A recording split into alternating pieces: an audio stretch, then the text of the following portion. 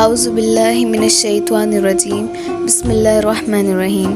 عزیزان محترم، ہمارے پیارے نبی صلی اللہ علیہ وآلہ وسلم کے اس واقعے سے ہمیں یہ پتہ چلتا ہے کہ جانوروں کے ساتھ حسن سلوک کرنا چاہیے۔ ایک مرتبہ ہمارے پیارے نبی صلی اللہ علیہ وآلہ وسلم مدینہ تشریف لے جا رہے تھے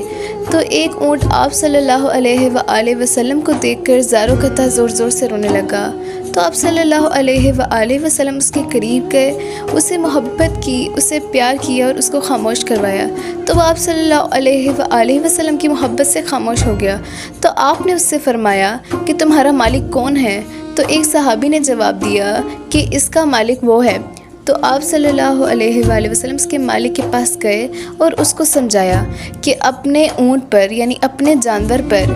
اتنا بوجھ مت ڈالا کرو، اور اگر تم نے اس جانور کو اپنے پاس رکھا ہے تو اس کے حقوق بھی پورے کیا کرو، کیونکہ وہ بے زبان ہے اور وہ اللہ کا جانور ہے۔ کیونکہ ہمیں جتنا بوجھ اس پہ ڈال کر اس سے کام کرواتے ہیں اتنی ہی ہماری ذمہ داری ہے کہ ہم اس کا کھانا پینا بھی پورا کریں۔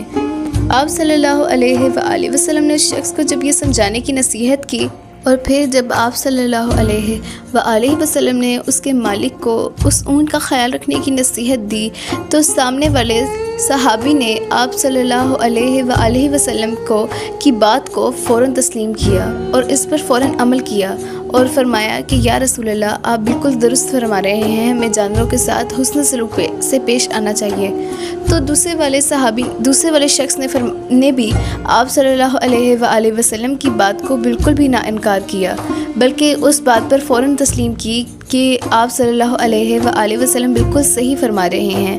ہمارے پیارے نبی صلی اللہ علیہ وآلہ وسلم کا اخلاق اس قدر پیارا تھا کہ جس طرح وہ اتنی محبت سے بات کرتے تھے تو دوسرا بھی مجبور ہو جاتا تھا کہ آپ صلی اللہ علیہ وسلم کی بات پر عمل کرنا۔ عزیزان محترم، ہمارے پیارے نبی صلی اللہ علیہ وآلہ وسلم کی بتائی ہوئی ان باتوں پر ہمیں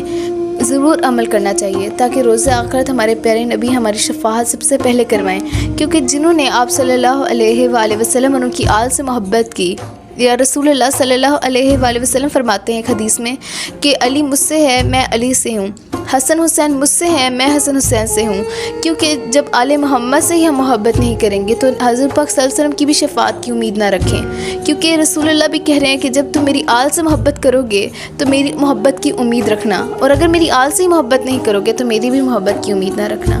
عزیزان محترم، یقین کرتی ہوں کہ آپ کو میرا یہ واقعہ ضرور پسند آیا ہوگا، آیا تو دعاؤں میں ضرور یاد رکھیے گا۔ خدا حافظ، اور آپ لوگ پلیز مجھے سبسکرائب کر دیجیے گا۔